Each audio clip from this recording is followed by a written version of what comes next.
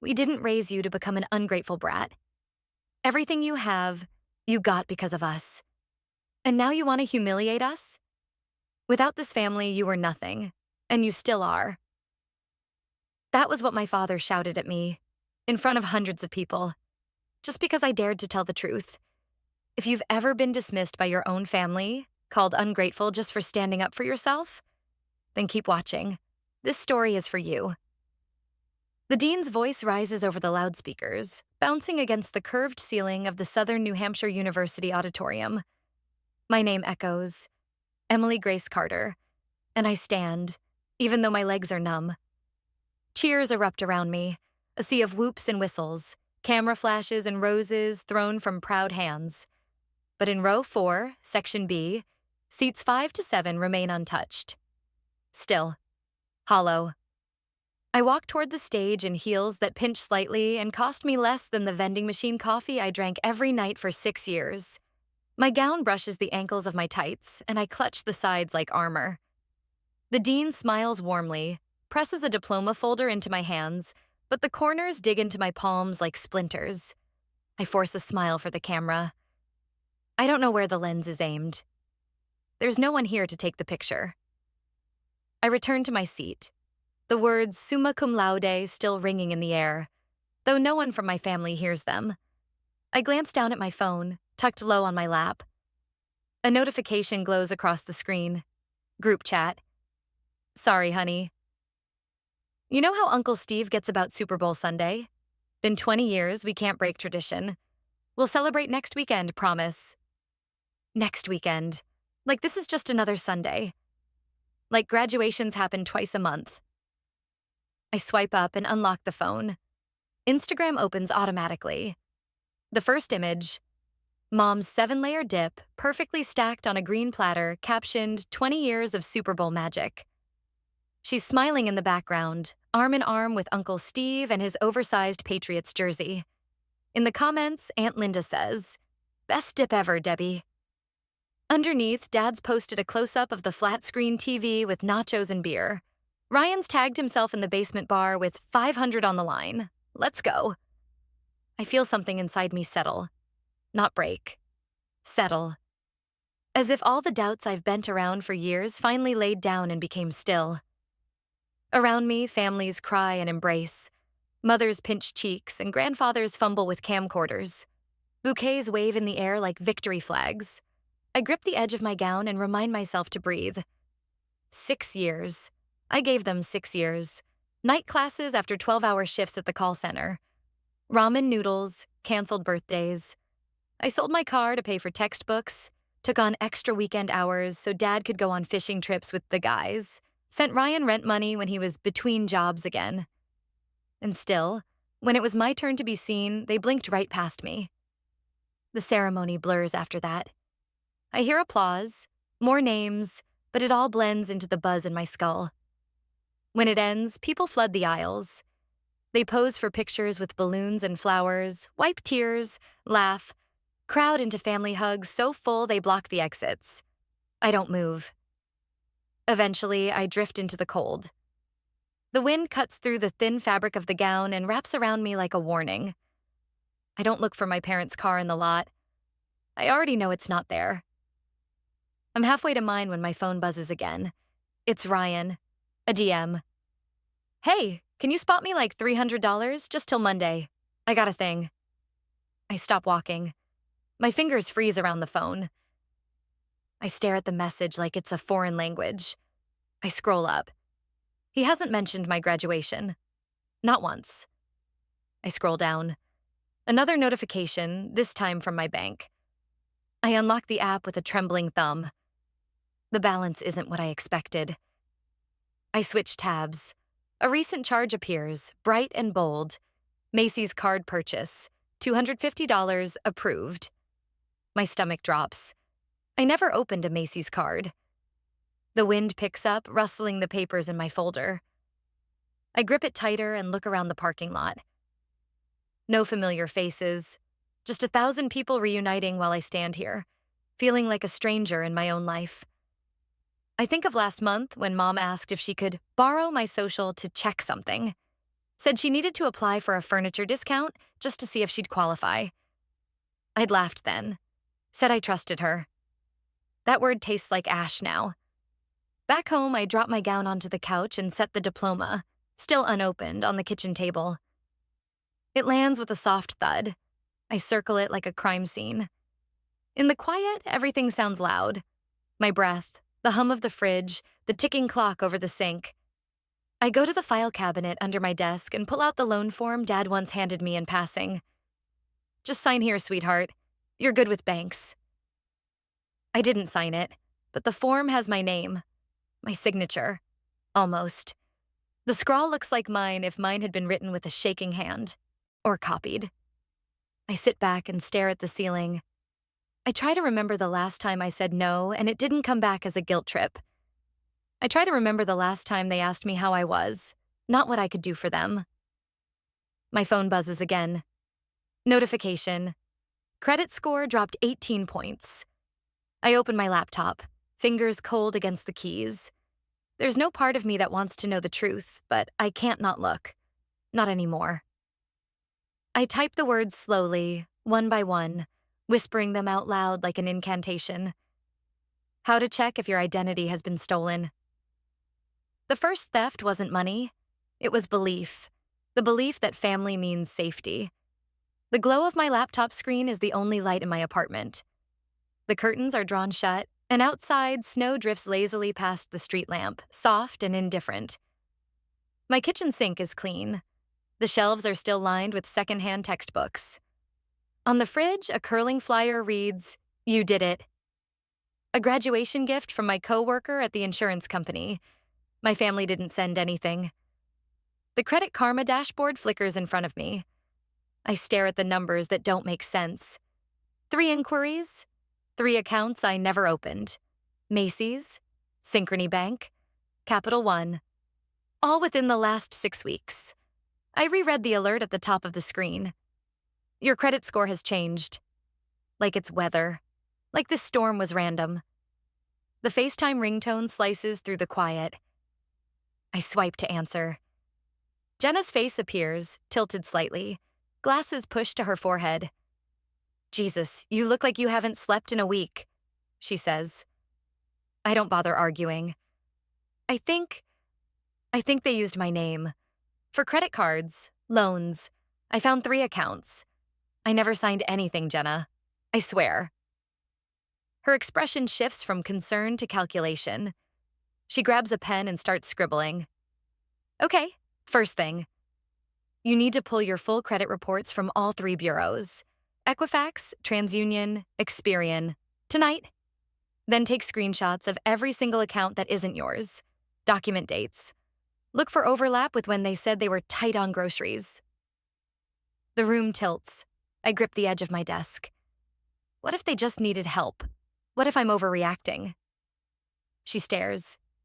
Emily, forging someone's name isn't help. That's fraud. That's criminal. My phone buzzes. I check the notification. Voicemail from Ryan. I let it play on speaker. Yo, Em. Chill, okay? It's just a Macy's card. I needed shoes for that job interview. I'll pay it off. You're so good with credit stuff, I figured, whatever, don't blow this up. Jenna's eyes narrow. He needed shoes? From Macy's? I want to defend him. I want to say he's stressed or he didn't mean it or maybe it was an accident. But it wasn't. None of this is. Another message chimes in. Mom this time. Her voice is soft, almost sweet. Emily, honey, you weren't using that score anyway, right? It's not like you're buying a house. We just needed something small. Just for now. Don't make this a big deal. We're family. Family. That word is losing meaning fast. Jenna leans closer to the camera. They're not even denying it. They're justifying it. That's what abusers do. They act like it's your fault for being upset. My stomach knots. I open my voicemail history. There it is. 2 weeks ago. Dad's voice, gruff and familiar. Hey, sweetheart. I know you said no, but I went ahead and listed you on that loan. Bank needed a cosigner, just for show. Don't worry, you won't be responsible. It's just paperwork. I play it again. This time I listen to the background noise. Sports radio, beer cracking open, laughter. My finger hovers above the screen. Jenna's still watching me. You okay? She asks. I think. I swallow. I need to stop saying yes. That's a good start. The phone buzzes again. Ryan. Text. Still waiting on that 300? Monday's coming fast. My throat tightens. My chest pulls tight like a fist is curling inward. I scroll through my contacts. Tap on Dad's name. The voicemail menu appears. Are you calling? Jenna asks. I shake my head. No. Instead, I hit the red record button on my call app and slide the phone to speaker. When Dad picks up, his voice is casual, upbeat. Hey, how's my favorite college grad? I pause. My voice is steady when I say it. Let me think. I don't say yes, but my finger presses record. He launches into a story about how the bank is being unreasonable, about how he needs help just this once, about how I'm the responsible one, always have been. I let him talk. I watch the waveform build on the screen, and I don't interrupt. When he finishes, I just say, I'll think about it, and hang up. Jenna exhales. Holy shit, that's progress. I sit still, the silence roaring louder than the call ever did. My hands are ice. A new notification flashes. Account activity flagged. $5,000 personal loan requested through your name. I used to feel bad saying no. Now I'm learning the power of silence and signatures. The cafe is loud in the way all weekday afternoons are. Coffee machines hissing, chairs scraping, baristas shouting names into the void. But at our corner booth, time feels sealed off. Jenna slides a flash drive across the table like it's a weapon.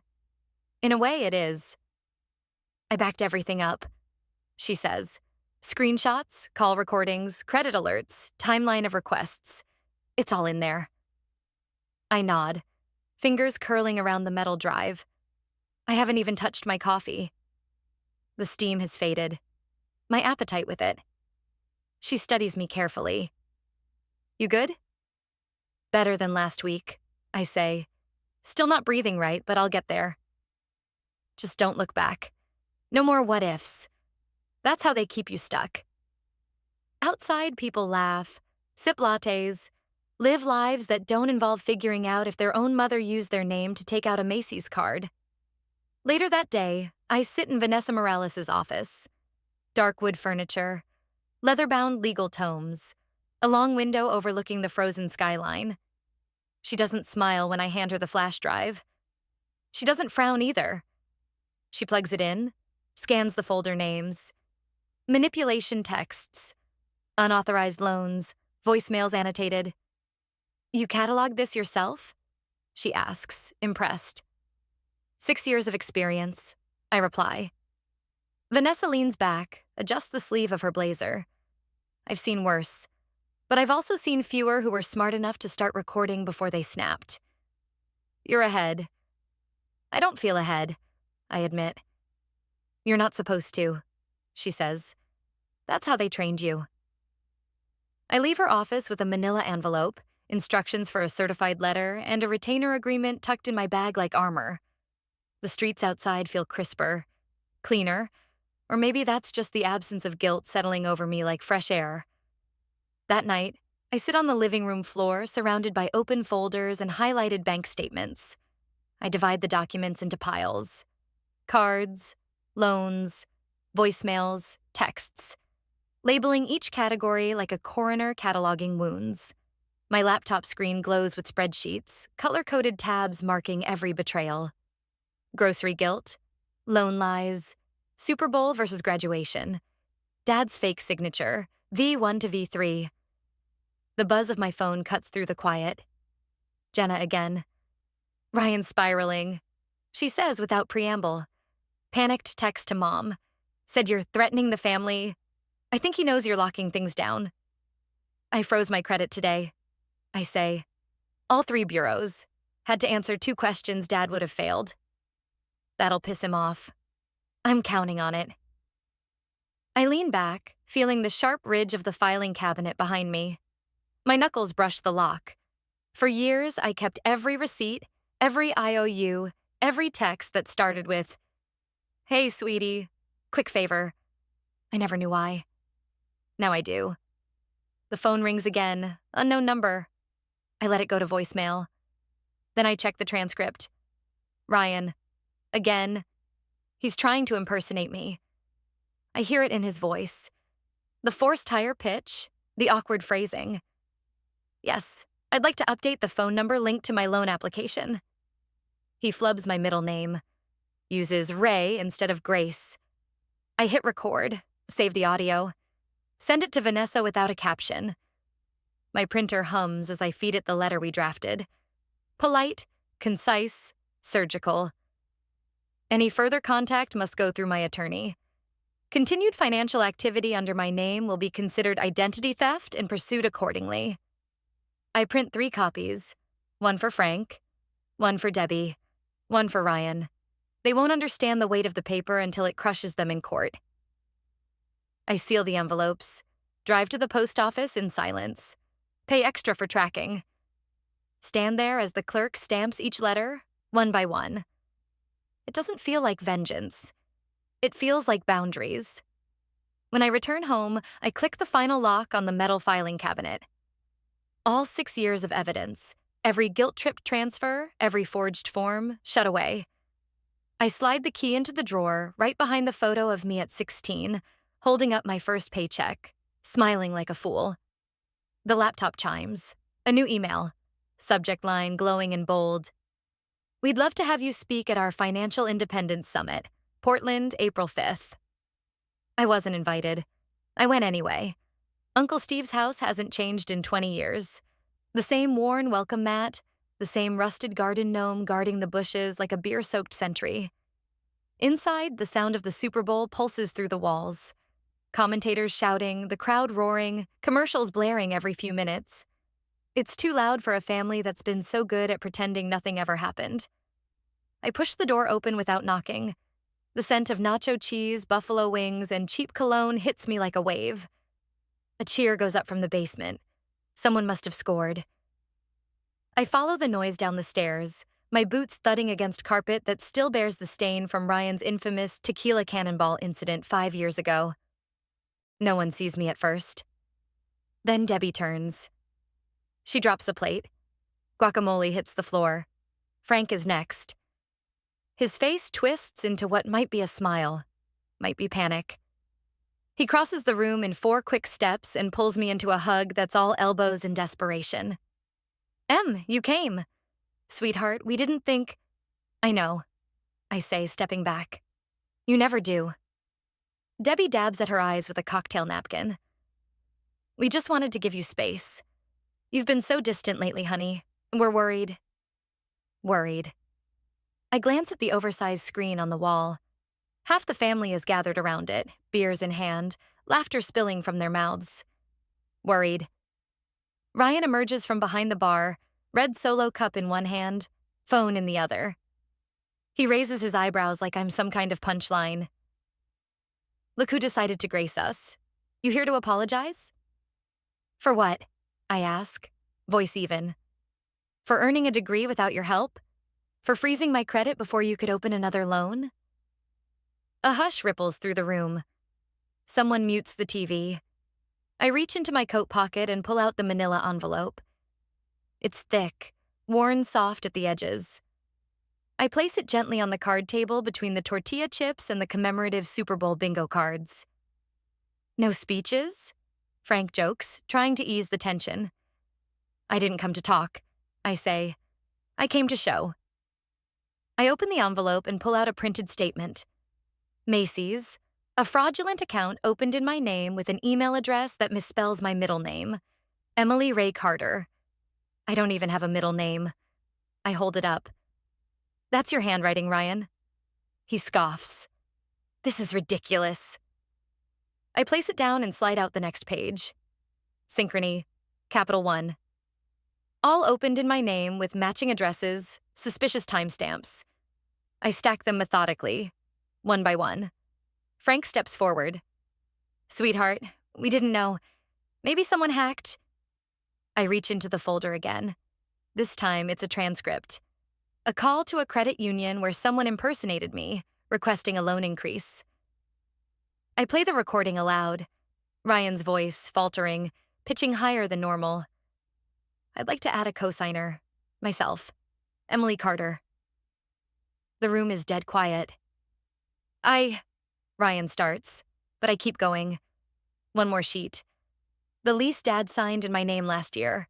The one I never approved. The landlord's signature on the notarized form. I pass it to Debbie. She folds in on herself like a crumpled napkin. I didn't know they used it, she whispers. It was just, we were behind on the mortgage. I look at Uncle Steve. He's staring at the documents, mouth thin, eyes darting between pages. Then at Ryan. Then back at me. I saw you sign her name, he says suddenly. The whole room turns. I didn't know what you were doing at the time, but it was at my kitchen table. That Macy's thing. I thought you were filling out your own form. I should have stopped it. I'm done covering for any of you. Debbie makes a choking sound. Frank opens his mouth and closes it. Ryan's face darkens. He takes a step forward, phone now pointed at me like a weapon. You're trying to humiliate us? At our family party? No, I say, unlocking my phone with a flick of my thumb. I'm just finally telling the truth. He lunges. I step back, raise my arm and tap Go Lev. The camera flips. My voice is steady. This is what family betrayal looks like. Some people destroy you in private, but when they try it in public, make sure the spotlight is yours. The auditorium lights burn hot against my skin, but I don't sweat. The room is filled with rows of professionals, nonprofit leaders, small business owners, students, all here for the Financial Independence Summit.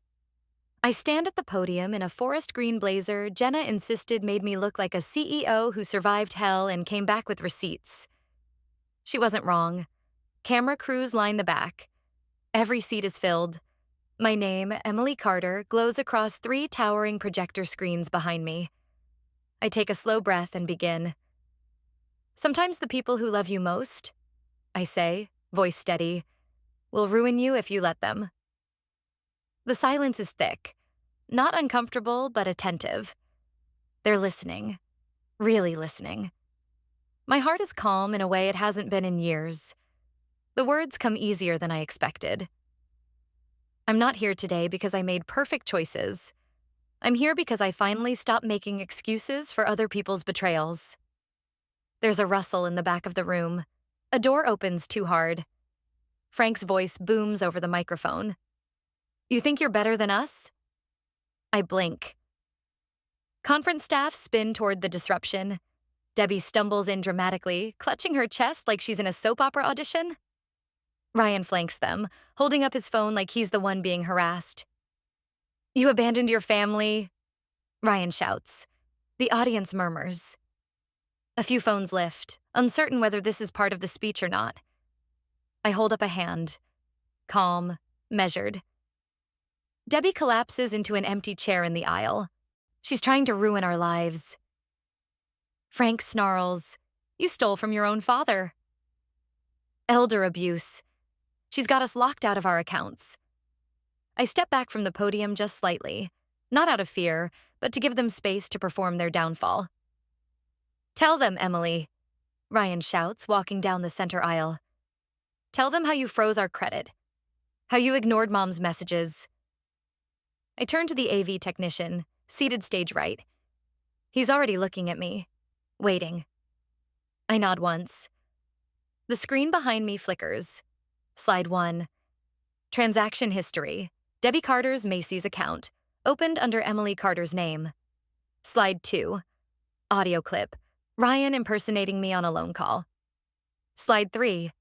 Legal notice. Certified letter from Vanessa Morales, attorney at law, to the Carter household. Slide 4. Screenshot. Frank's gambling ledger, matching bank withdrawals from my college fund.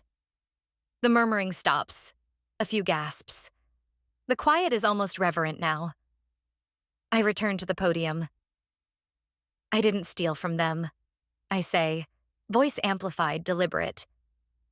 I protected myself, because no one else would.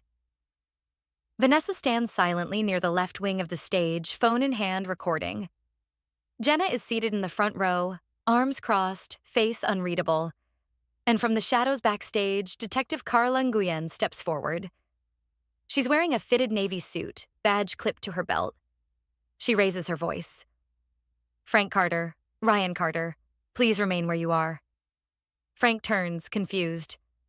Who the hell are you? Detective Carla Nguyen, Portland PD.